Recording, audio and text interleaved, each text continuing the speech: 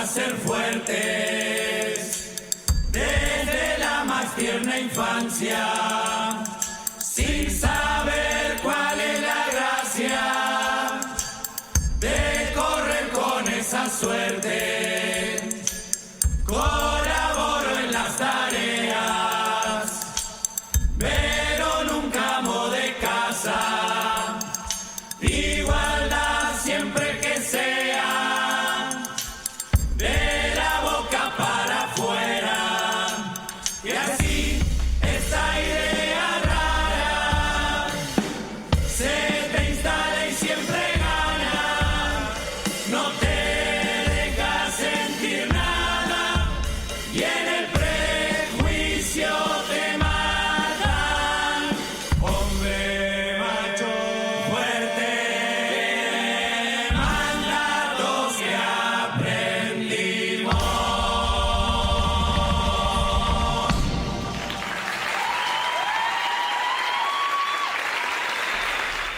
Muy buenos días, bienvenidos y bienvenidas a Preludio. Son las 10:11 de la mañana. Estoy por acá junto a Martín Caldeiro. ¿Cómo andás? Buen día, May. ¿Todo bien? Hoy arrancamos un poquito más tarde, 10 Todo y 10. tranquilo. Arrancamos ahí unos minutitos más tarde. En cabina, por ahí en los controles, están Gastón Pepe y en producción Emilia Medina. También nos acompañan Luciana Rodríguez y Evelyn León, que están haciendo el apoyo ahí a la transmisión por streaming, a quienes les agradecemos. Y en el día de hoy estuvimos abriendo el programa con una canción que se llama ¿Qué es la masculinidad hegemónica? Es una canción de La Buena Moza, una agrupación de teatro y música mendocina, que bueno, que todo tiene que ver con el tema de hoy. Lo estaremos comentando en un ratito nomás. Recordamos a nuestros oyentes las vías de comunicación. Por un lado, nuestro Instagram, @preludio_uniradio, y por otro lado, el WhatsApp al 092-555-982. Bueno, y como bien decía May, en el programa de hoy estaremos conversando sobre las masculinidades. Es el segundo programa que le dedicamos al tema. En el primer programa tuvimos como invitado a Néstor Rodríguez y en el... Néstor Rodríguez Perdón, está hoy, lo spoileaste. Néstor Rodríguez está hoy, ya lo presenté. Estuvimos con Rubén Campero. Rubén Campero, quise decir, perdón. Y tuvimos también la columna de Andrés Rizzo, que en el segundo bloque de hoy también nos va a estar acompañando.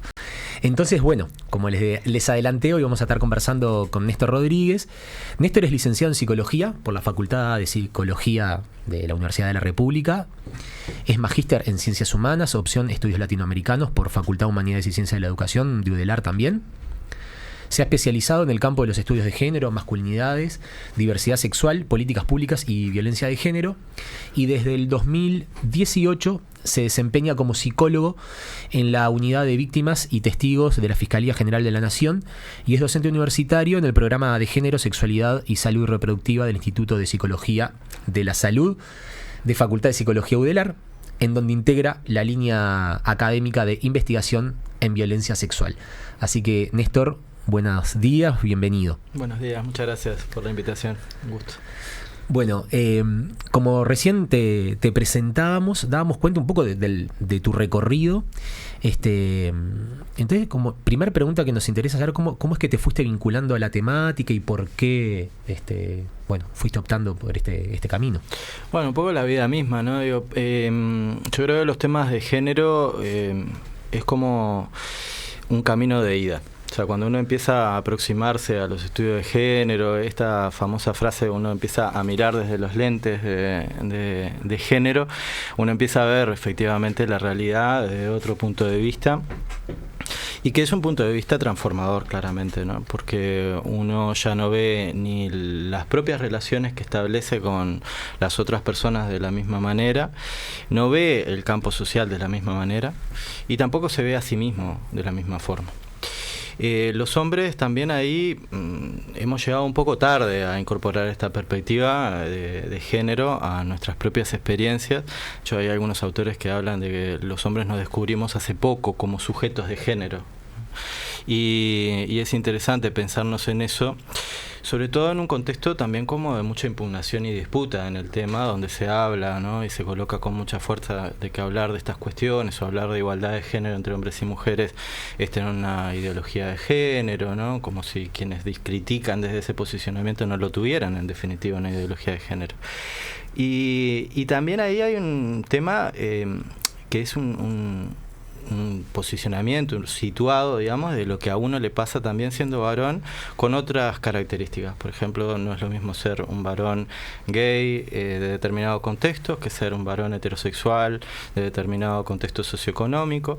También ahí en esta pregunta que vos me hacías, Martín, en realidad yo hablo como un hombre gay, con todas las dificultades también que eso ha implicado, y donde también me empecé a cuestionar algunas cosas en cuanto a lo que me estaba pasando, y que está muy asociado a estas cuestiones que escuchábamos con la canción, del ser fuerte, del tener como cierta impronta frente al otro para disimular otras cosas que me estaban pasando.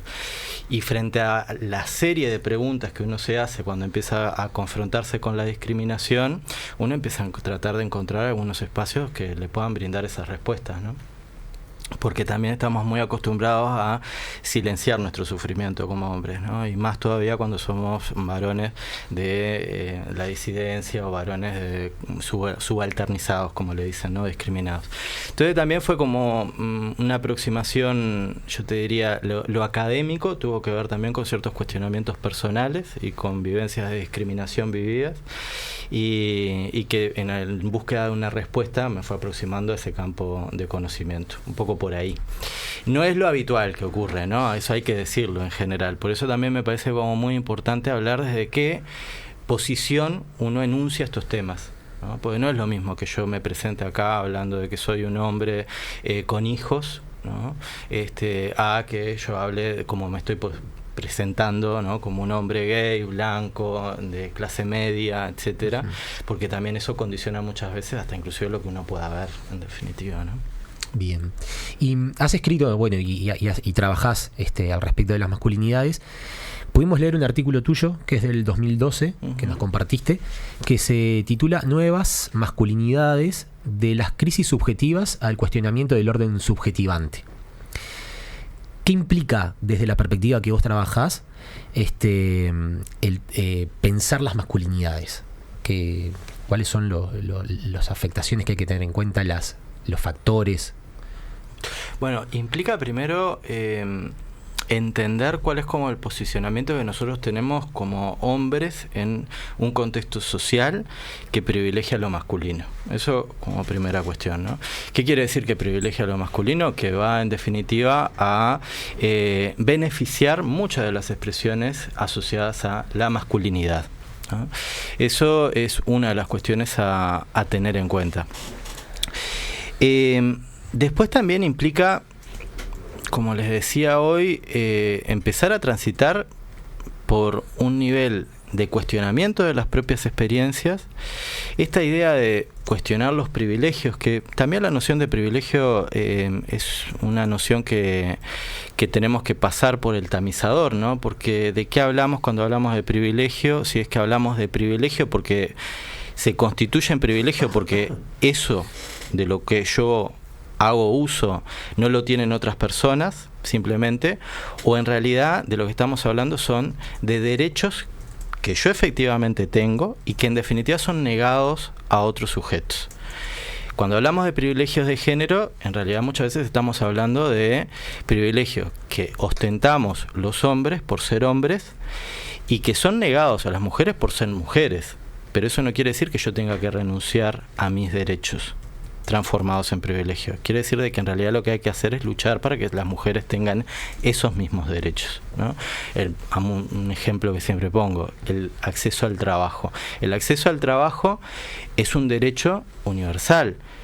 Eso quiere decir que yo tengo que renunciar como hombre, porque en realidad en el contexto social patriarcal que privilegia a los hombres en relación a las mujeres, tenga que renunciar a eso que me aparece como privilegio, que en definitiva es un derecho. No tengo que renunciar a el derecho al trabajo. Lo que tengo que hacer es luchar para que las mujeres tengan las mismas oportunidades que yo en tanto hombre para que accedan a ese derecho negado.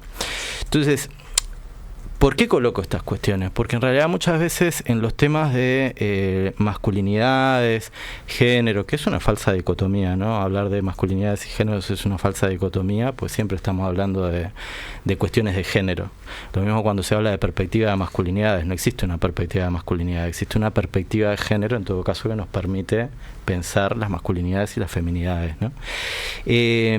Entonces, creo que hay algunas cuestiones que es importante pasarlas por el tamizador de la crítica, ¿no? Y no repetir muchas veces acríticamente un discurso que se ha instalado, ¿no? Que está instalado, bastante instalado, pero que justamente ese acriticismo, esa poca crítica, cuando se repite, hace que pierda potencia la categoría, ¿no? O sea, en género, por ejemplo, es una de las cuestiones, la categoría género es una categoría que es muy potente en términos de que permite deconstruir, desnaturalizar, criticar un orden social determinado.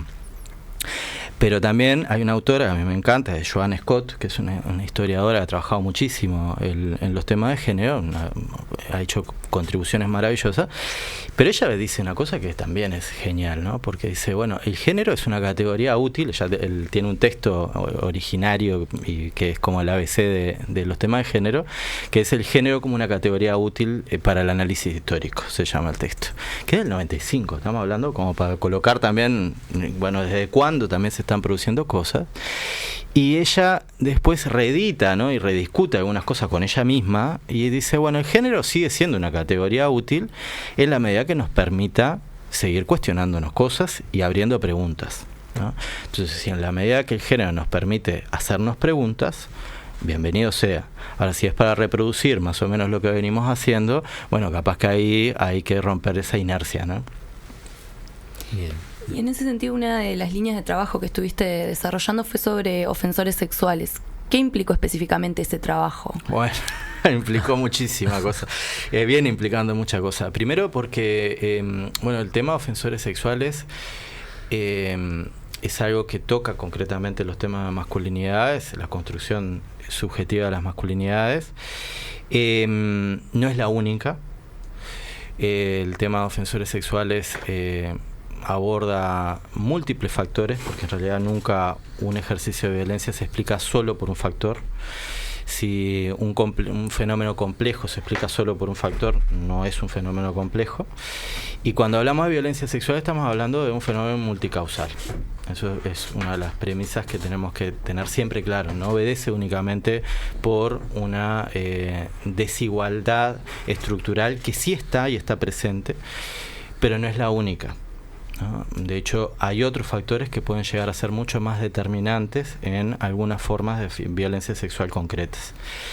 Y esa aproximación a ese campo concretamente primero tuvo que ver con un área de vacancia, es decir, un área que no está explorada en nuestro país, que es la intervención con ofensores sexuales.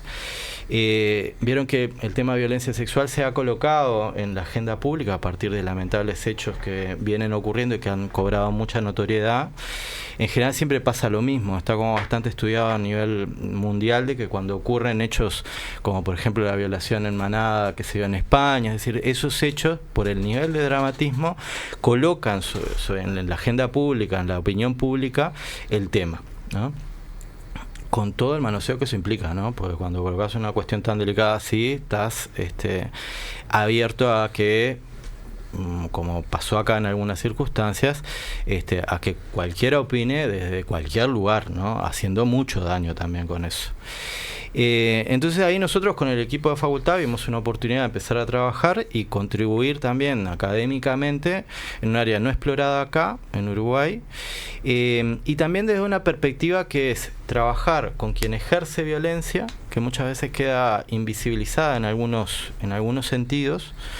Quien ejerce violencia, el sujeto activo de la violencia, trabajar con el sujeto activo de la violencia es trabajar para prevenir nuevas víctimas. Y también desde una perspectiva es la verdadera, desde mi punto de vista, la verdadera prevención primaria. O sea, porque en realidad en los temas de violencia sexual, sobre todo en algunas manifestaciones como puede ser el abuso sexual infantil, siempre que se devele la situación, podemos hacer como una prevención secundaria, ¿no? Una reducción de daño, en realidad podemos como una intervención oportuna, pero nunca va a ser primaria, porque la prevención primaria implica que no ocurra.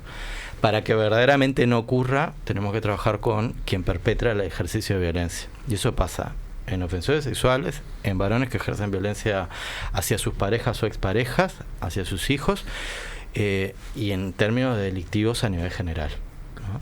Y eso un poco fue la motivación también por la cual venimos explorando también este trabajo, que lo venimos haciendo desde el programa de género, siempre en coordinación con otras instituciones, que más o menos tenemos una visión común. DINALI en su momento, INER, que ya hace varios años que venimos trabajando con ellos también, y sobre todo en fuerte énfasis en lo que es valoración de riesgo. Y en ese sentido, para empezar a pensar cómo se configura la subjetividad de ese varón o qué cuestiones influyen, ¿podrías contarnos algo o qué es lo que han ido viendo? ¿Estamos hablando de varones que ejercen violencia sexual o de varones que ejercen, ¿no? De los ofensores? Sexual, sí. En realidad ahí hay múltiples factores. De hecho, una de las cuestiones que se viene estudiando, acá estamos hablando de estudios, investigaciones, un campo que hace 50, 60 años que en algunos países del mundo vienen desarrollando investigaciones permanentes y actualizadas, ¿no? Eso es importante situarlo porque también nosotros acá tenemos, como sabemos, recursos que son muy escasos destinados a la investigación.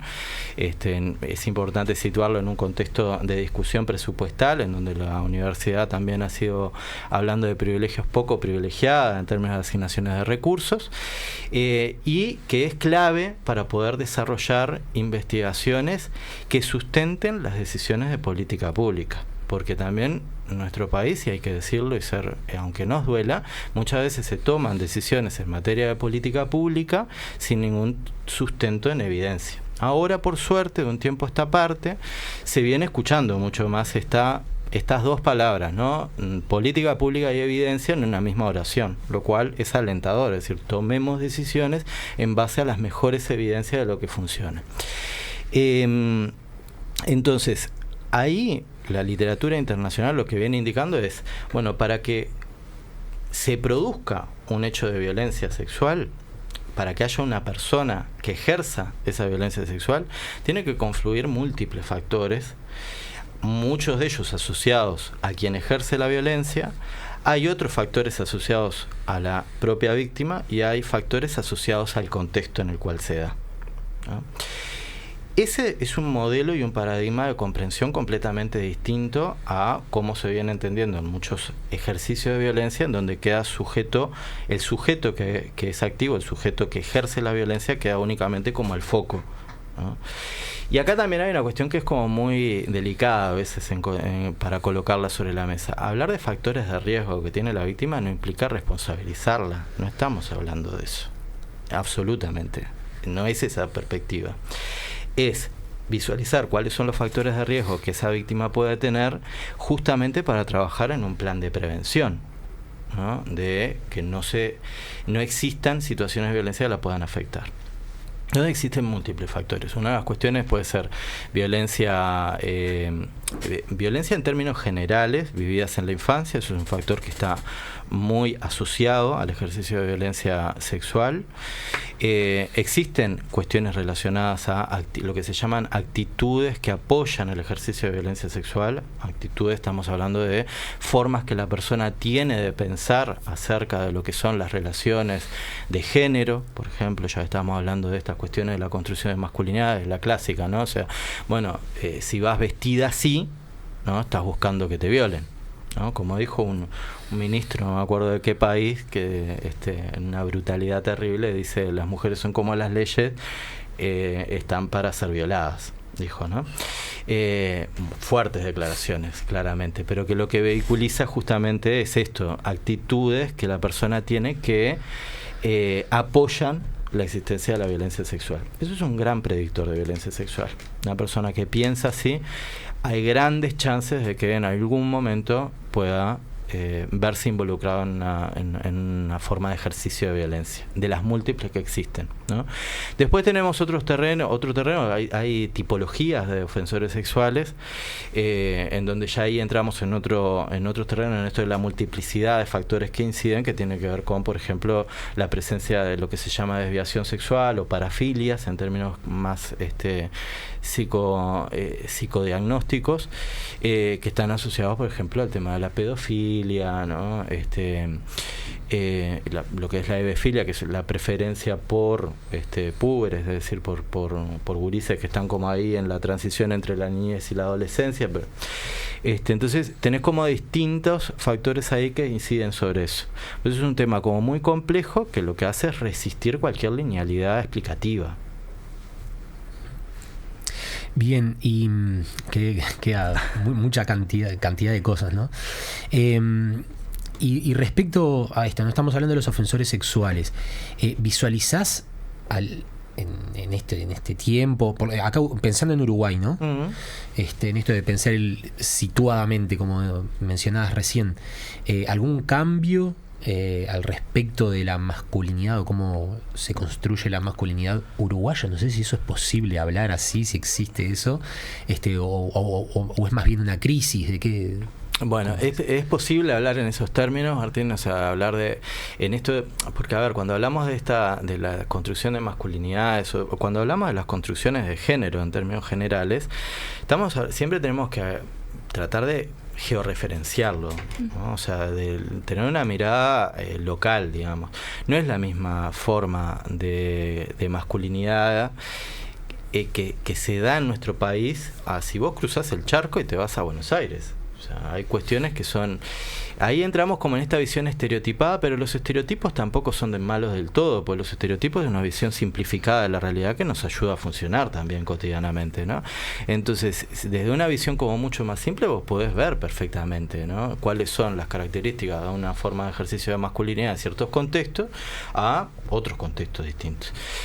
Lo vemos en el ámbito universitario. El modelo de masculinidad que existe, por ejemplo, en facultad de psicología, es muy distinto al que existe en facultad de ingeniería, en facultad de derecho, muy probablemente en el ISEF, muy probablemente en facultad de comunicación. Es decir, hay determinados modelos que también después los hombres y también las mujeres se ven reflejados más o menos en eso, ¿no? En Uruguay, con respecto al tema de masculinidades, ahí lo que se puede como apreciar es que, bueno, ha habido, por lógicas razones, una concentración de medidas en materia de política pública asociada al ejercicio de la violencia basada en género,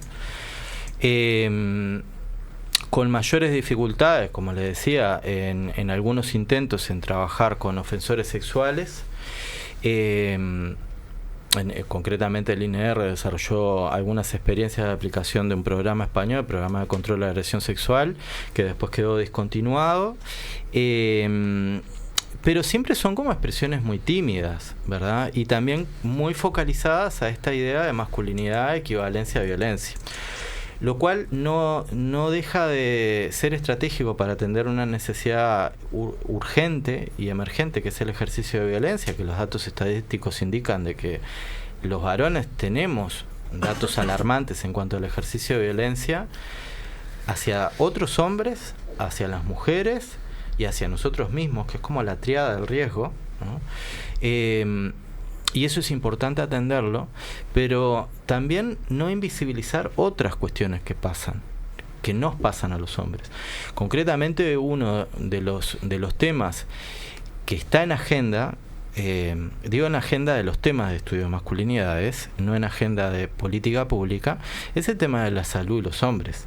¿Qué es lo que nos pasa a los hombres cuando tenemos datos e investigaciones que dan cuenta de que hay un conjunto de problemáticas vinculadas a nuestra salud que son prevalentes, y sin embargo no es un tema, en esto de la invisibilización, lo que hablaba del sujeto de género, que nos hemos descubierto como hace poco como sujeto de género, pero también el Estado parece resistir a veces, y la sociedad también, en descubrirnos como sujetos de género.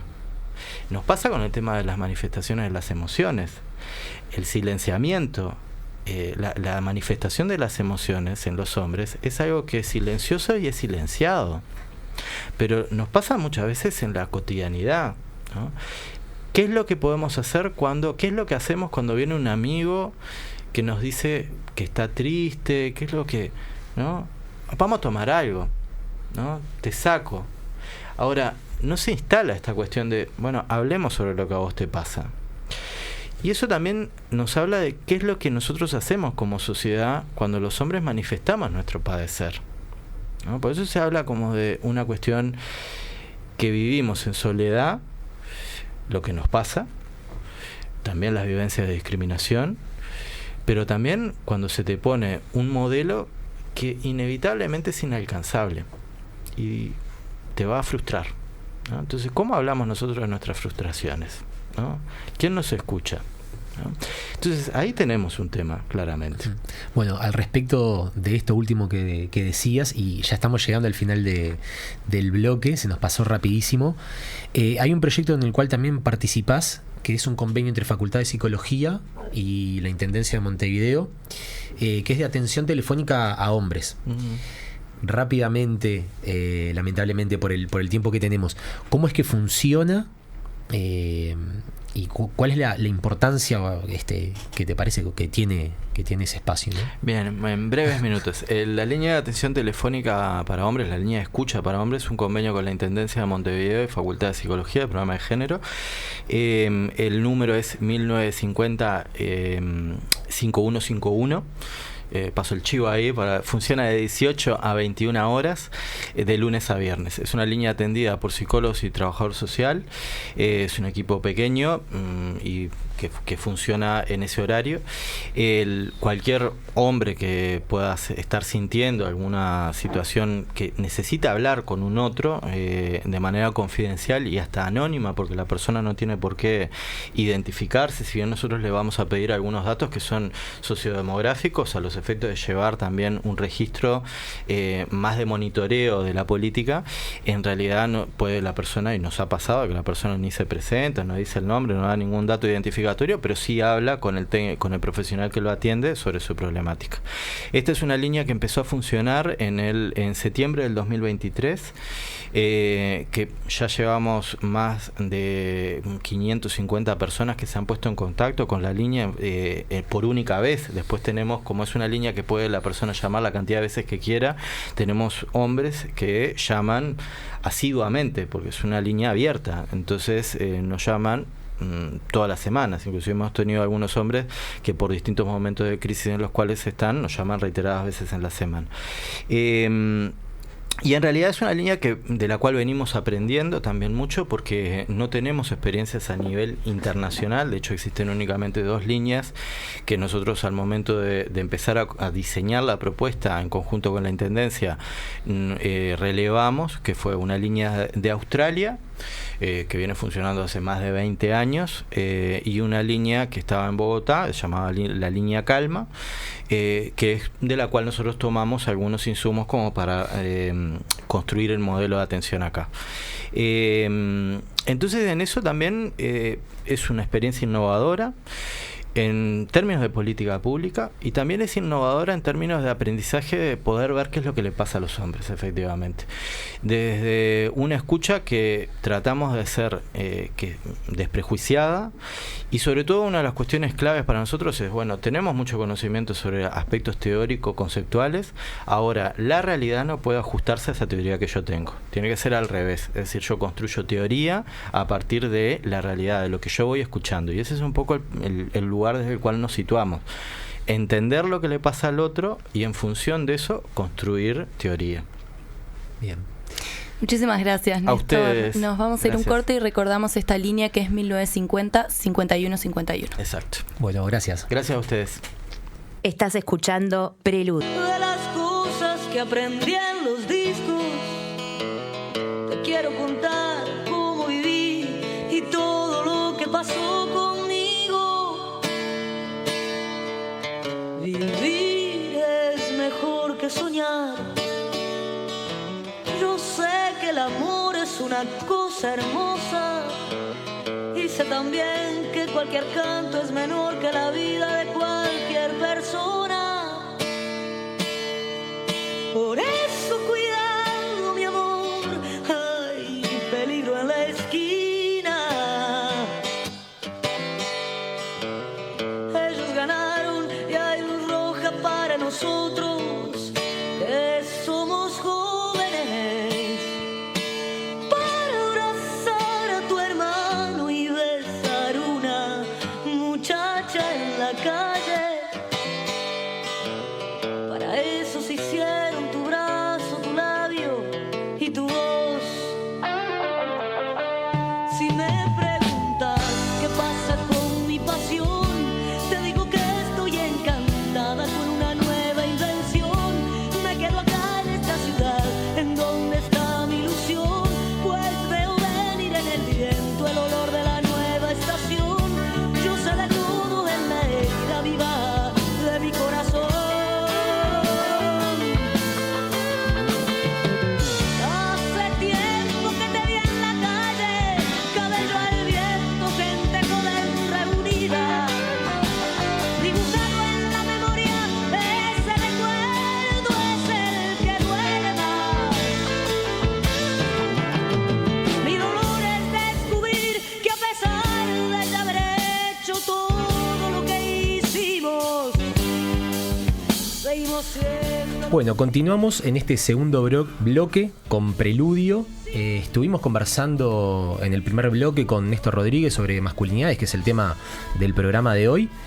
Y para esta segunda parte vamos a estar nuevamente con la columna En el nombre del Padre, que la está llevando adelante Andrés Toto Rizo. Así que muy bienvenido, Andrés. Una vez más, un placer tenerte acá en la mesa. El placer es mío, buenos días. Sí, la verdad que tremendo desafío esta segunda columna, pero creo que pensando en la anterior, en el programa en conjunto y con el programa de hoy con Néstor, las cosas que habló, me parece que bueno, vamos, algo estamos aportando, esperamos. Hoy arrancamos con una canción que se llama Como Nuestros Padres, que en realidad es de Belchior, un cantante nordestino de Brasil, pero hace poco descubrí esta versión de Laura Canoura en español, que un poco provoca, está relacionada con esta idea también de la paternidad y de esto de En el nombre del Padre. Creo que, no sé, se ve que la experiencia de la paternidad para mí ha sido de las cosas más transformadoras, entonces estoy un poco obsesionado con eso, y viene bien también esta columna a problematizar desde ahí, me parece, las masculinidades. En un momento dice en la canción, ahí en el estribillo, creo que llegamos a escuchar un poco más bajo, pero que seguimos, más allá de todo lo que hemos hecho hasta ahora, seguimos como siendo y viviendo como nuestros padres, un poco provocando ahí la canción. Y dice que nuestros ídolos son los mismos y demás, pero en un momento, o sea, así se la puede como leer de primera, pero en un momento también plantea como que esa idea de que seguimos siendo y viviendo como nuestros padres es más bien de aquellas personas como que aman el pasado o que son más nostalgiosas, por lo que creo yo que también, y lo dice la canción, hay una esperanza de que algo diferente sea y que podamos capaz que no vivir tanto como nuestros padres, por lo menos en el sentido de las cosas que queremos hacer diferente, ¿no? Y creo que, pensando también en lo que pasó en la primera parte del programa, un poco el seguir siendo como nuestros padres tiene que ver con como cierto mandato, cierto lugar del que no hemos podido salir. Entonces la columna va a intentar problematizar algunos de estos mandatos que existen en las masculinidades para ver si por lo menos podemos pisar un poco diferente. Para recordar nomás que el título de la columna, En el nombre del Padre, que está relacionado también con el tema que vamos a hablar hoy, que viene de esa expresión religiosa, hablábamos antes de empezar ahí en la tanda, que es, bueno, en el nombre del Padre, ¿no? Y es una expresión más bien religiosa y que se habla o se dice siempre en torno a la figura de Dios, ¿no?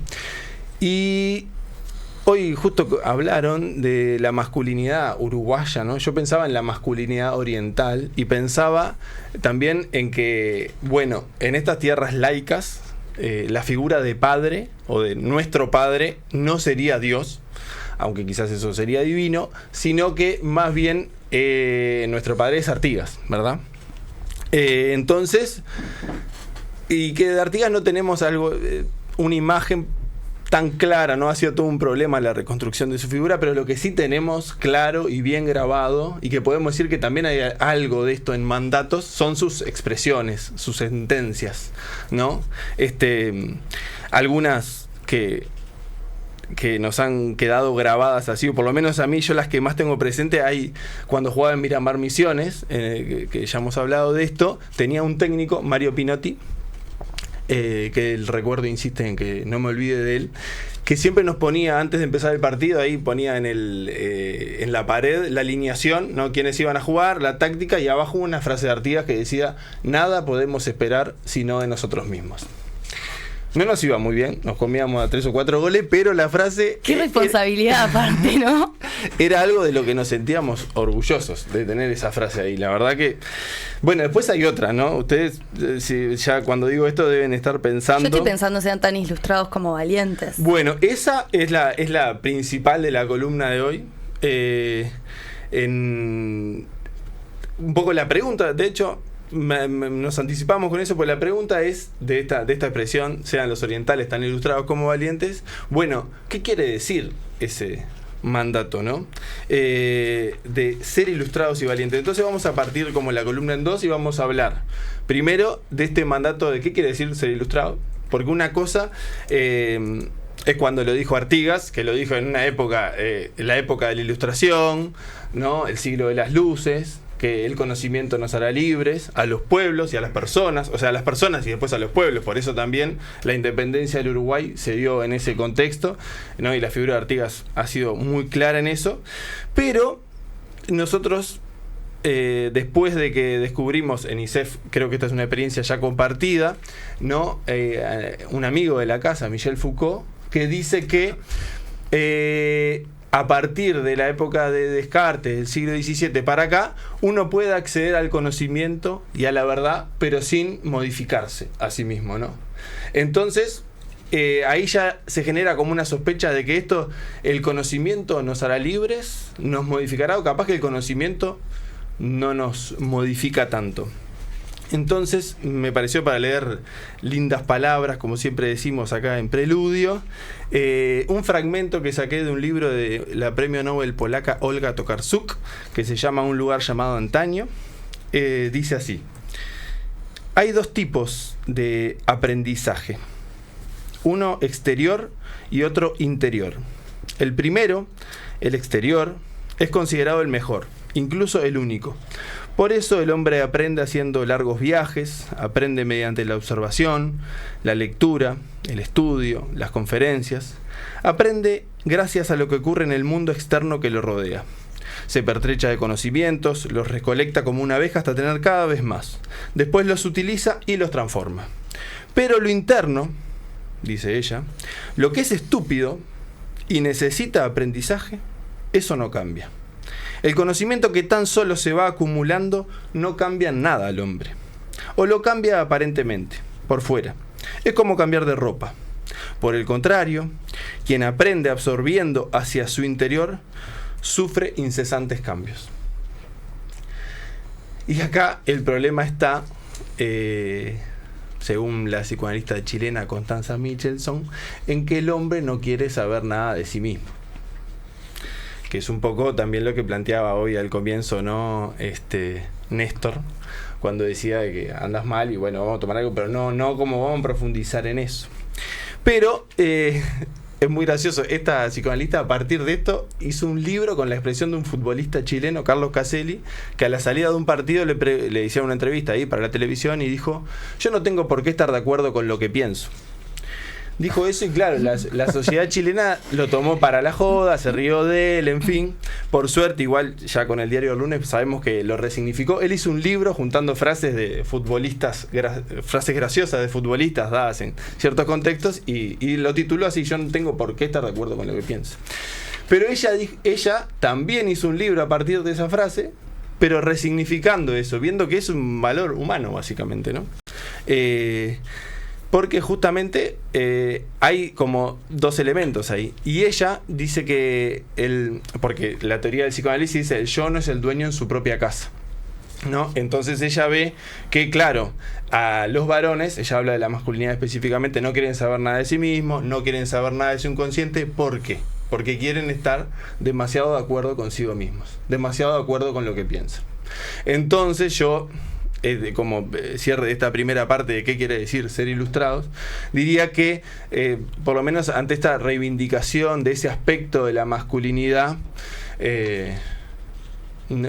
no habría que esperar demasiado, porque los cambios, por lo menos por ese lado, yo no los veo venir.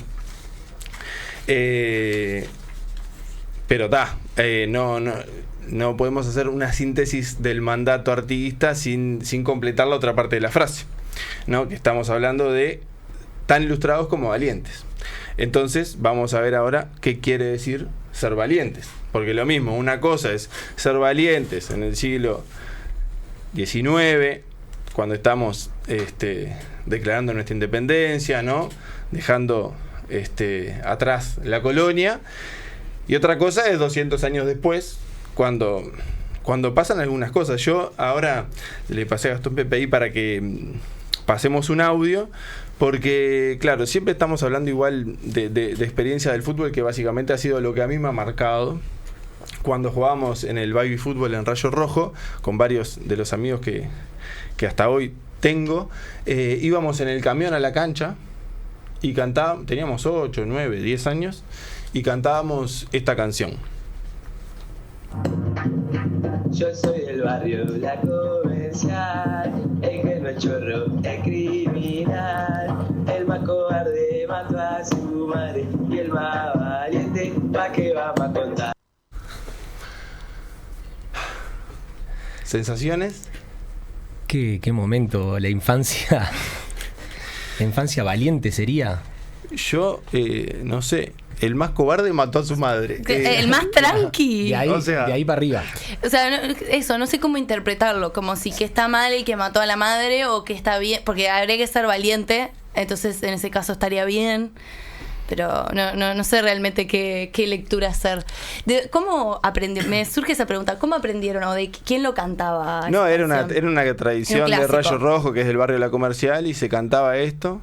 Pero claro, el más valiente, el más cobarde mató a su madre. El más valiente, ¿para qué vamos a contar? ¿Se puede contar algo más después de eso? Yo no sé tampoco qué internalizaba esa edad, ¿no? Porque uno canta eso en un grupo y... Ahora, ¿es esa la valentía de la que hablaba Artigas? Claro, y me hiciste pensar en esto, decías hoy más temprano, que no es por el lado del conocimiento que encontraríamos el cambio, la libertad. No solo. El conocimiento nos hace libre, preguntabas. Claro.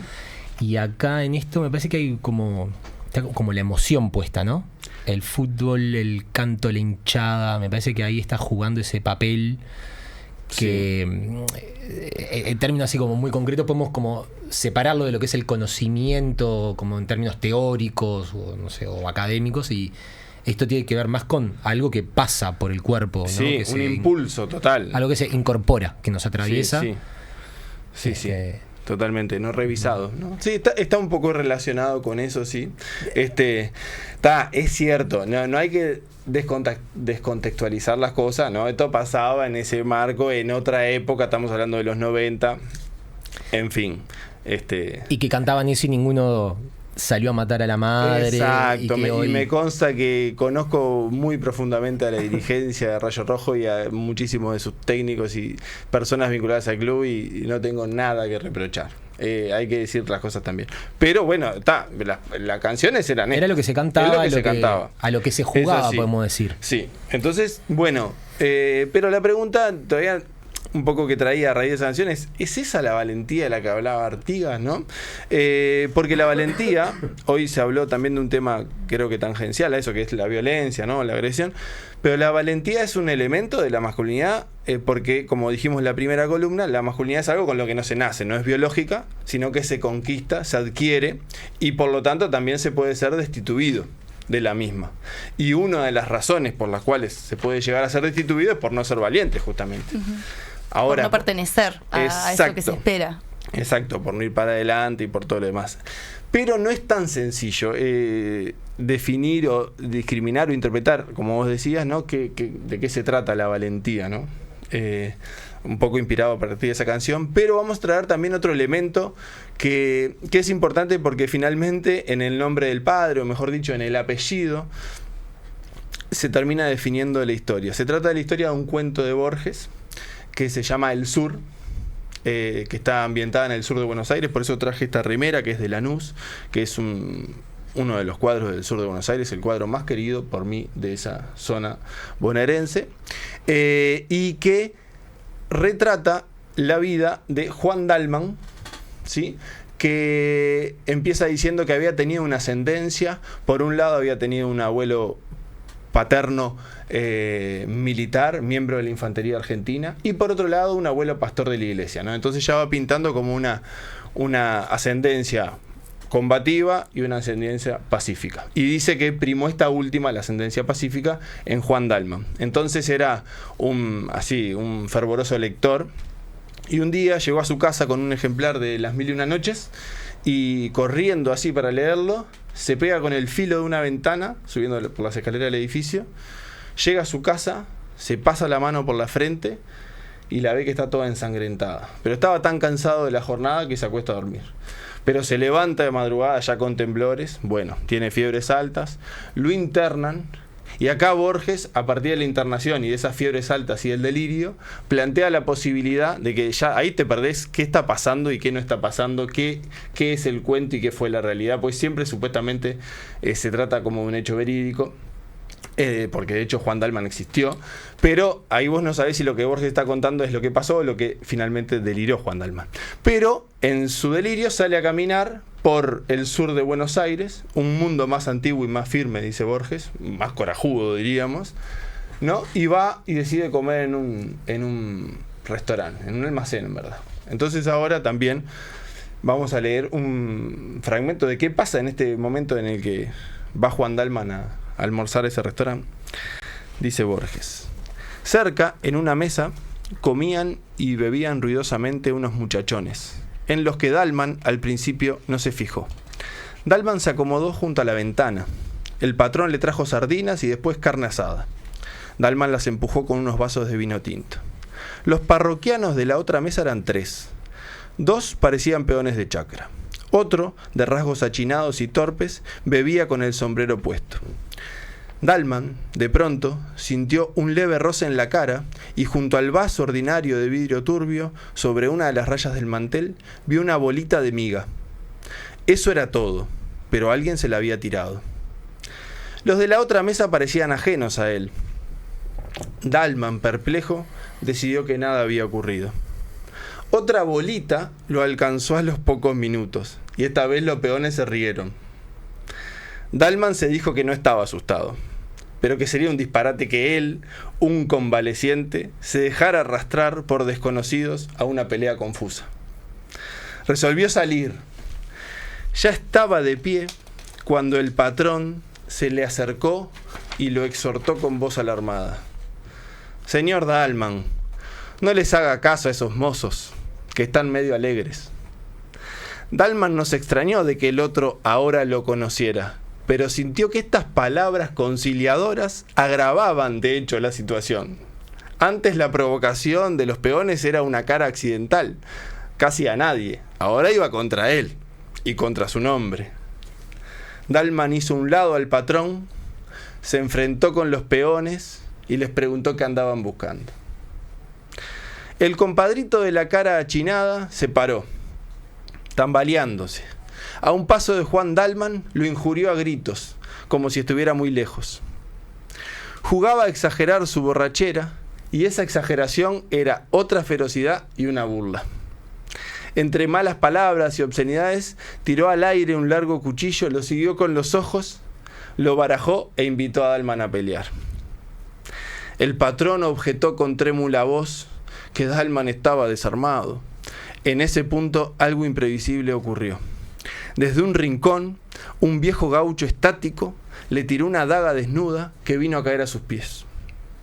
Era como si el sur hubiera resuelto que Dalman aceptara el duelo. Dalman se inclinó a recoger la daga y sintió dos cosas. La primera, que ese acto casi instintivo lo comprometía a pelear.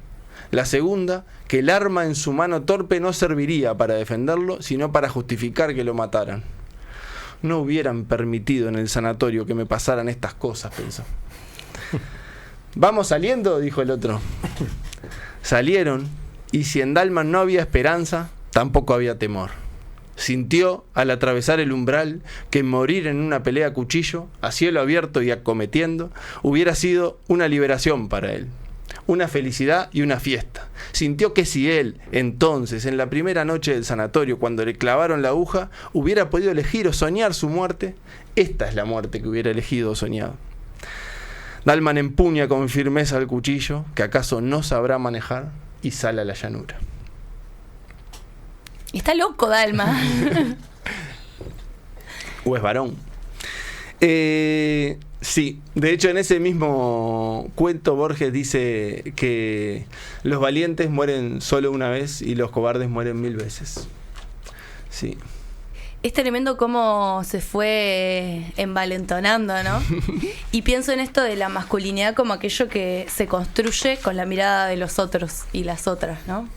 Totalmente. Que por ahí si eso fuera en la intimidad, como cuando nadie sabía que me estaban tirando la bolita, yo estaba fingiendo que no pasaba nada, todo bien. Ahora cuando hay otro que me mira, que tengo que sostener. Exacto, es lo que hablábamos un poco antes con esta idea de la destitución, donde la valentía tiene esa característica.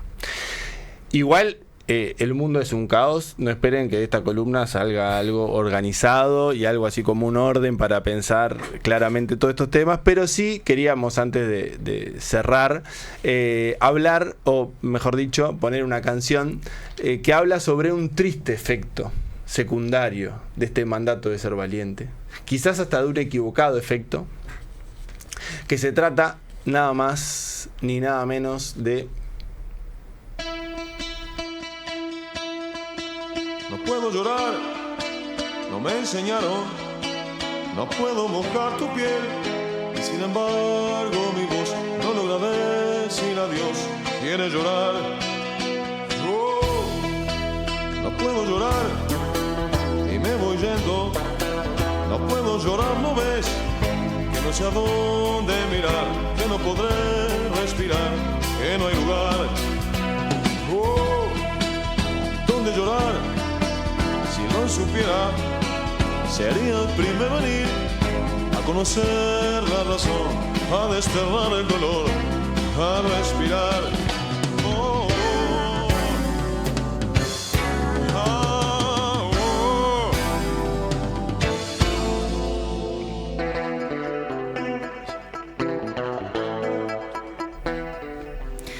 Bueno, y de esta forma se cierra la columna de hoy con Jaime declarando que no puede llorar porque no le enseñaron. Esperemos que vayamos enseñando a las nuevas generaciones a llorar indistintamente de su género. Por lo pronto, hoy dijimos que el mundo era un caos y que no es algo que resolveremos hoy. Muchas gracias, Andrés, por tu columna. A ustedes. Antes de irnos, contarles que el sábado 4 de octubre se va a estar realizando el evento académico Recordar para Resistir, Trayectorias de Organización de las Trabajadoras Sexuales en Uruguay, 1985-2025, que es organizado por el Grupo de Estudios sobre Trabajo, Izquierdas y Género de la Facultad de Humanidades. Va a ser el sábado 4 a las 15:30 en el Salón 1 del anexo de la Facultad de Derecho, así que queda ese convite hecho para nuestros oyentes. Y bueno, llegamos así al final de otro episodio. Agradecemos a nuestros oyentes por estar ahí, nuevamente a ti, Andrés, por estar hoy. Y recordamos nuestro Instagram, preludio_uniradio. Y nos vemos el próximo miércoles a las 10 de la mañana por Uniradio. Bueno, chau, hasta el miércoles, gracias. Todo.